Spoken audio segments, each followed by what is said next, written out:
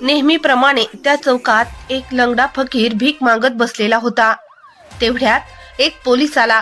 त्याने फकीराला लाथ मारली आणि म्हणाला, इथे बसायचं असेल तर भत्ता दे. फकीर शांतपणे खिशातून पैसे काढून देतो. एक शब्दही बोलत नाही.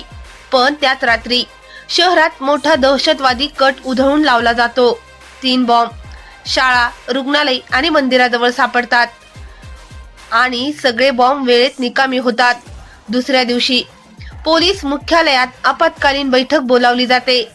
तोच पोलीस आत येतो आणि समोर खुर्चीवर बसलेला पाहून हादरतो.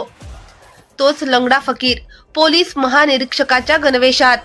तो फकीर म्हणतो, जे दिसतं ते सत्य नसतं. कधी कधी खरा हिरो भिकाऱ्याच्या रूपात उभा असतो. म्हणूनच बाहेरून वाईट दिसणारी प्रत्येक व्यक्ती वाईट असेल असं नाही.